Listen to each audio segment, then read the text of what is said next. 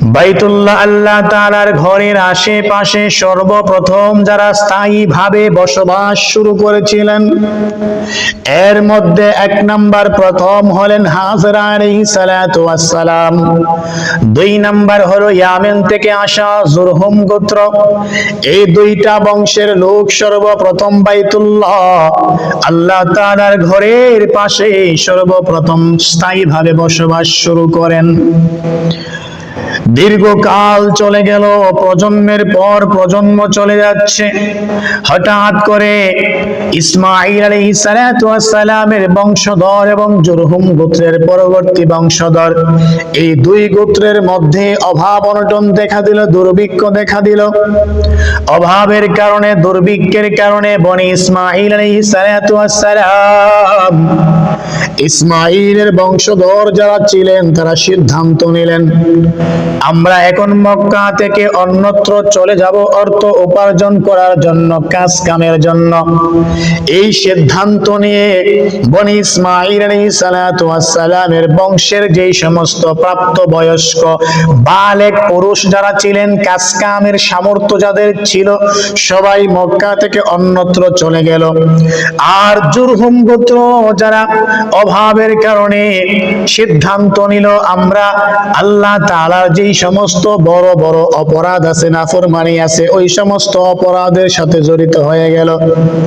জুরহুম গোত্রের লোকজন আল্লাহ তাআলার নাফরমানি, অবাধ্যতার সাথে জড়িত হয়ে গেল। অভাবের কারণে তাদের স্বভাবটা নষ্ট হয়ে গেল। জিনা, ব্যভিচার, মদ, জুয়া, এরকম বড় বড় যত অপরাধ আছে সমস্ত অপরাধের সাথে তারা সম্পৃক্ত হয়ে গেল। আর এই সমস্ত অপরাধকে তারা তাদের অর্থ উপার্জনের মাধ্যম বানিয়ে নিল।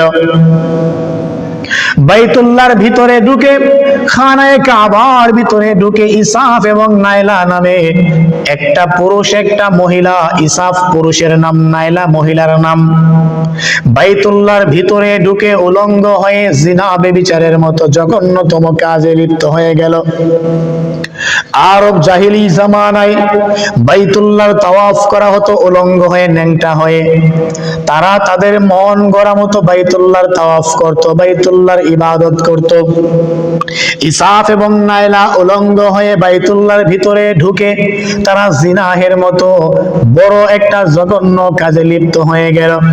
আমার আল্লাহ তাআলার কাছে এই বিষয়টা পছন্দ হয় নাই, ভালো লাগে নাই। আমার আল্লাহ তাআলা এই ইসাফ এবং নাইলাকে আসমানি গজব দিয়ে তাদেরকে আল্লাহ তাআলা জিনা করা অবস্থায় পাথর বানিয়ে দিলেন।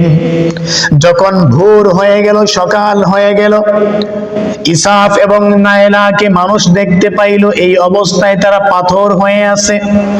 লোকজন মনে মনে ভাবলো, এই বাইতুল্লাহর ভিতরে এই জিনাহের কাজে লিপ্ত হওয়ার কারণে এটা আল্লাহ তাআলার পক্ষ থেকে আসমানি গজব এসেছে। এই আযাব আর গজবের কারণে তারা আজকে পাথর হয়ে গেছে। এজন্য তারা ইসাফ এবং নাইলার দুইটা পাথরকে পৃথক করে সাফা মারওয়া পাহাড়ে রেখে দিল, নিদর্শন, আলামত হিসেবে, সতর্কতা হিসেবে, যেন মানুষ এই দুইটা পাথর, দুইটা মূর্তিকে দেখে বুঝতে পারে আল্লাহ তাআলার ঘর বাইতুল্লাহ যদি কেউ অপরাধে জড়িত হয়, যদি কেউ অপকর্মে লিপ্ত হয়, তাহলে তাদের শাস্তিটাও ইসাফ এবং নাইলার মতো হবে। এই উদ্দেশ্যে তার জাতি, তার আত্মীয় স্বজনরা ইসাফ এবং নাইলার দুইটা মূর্তিকে সাফা মারওয়া পাহাড়ে, দুইটা মূর্তিকে রেখে দিল। দীর্ঘকাল চলে গেল, নতুন একটা প্রজন্ম আসলো। শয়তান এসে তাদেরকে ধোঁকা দিল। এই সাফা এবং মারওয়া পাহাড়ে দুইটা মূর্তি রাখা আছে।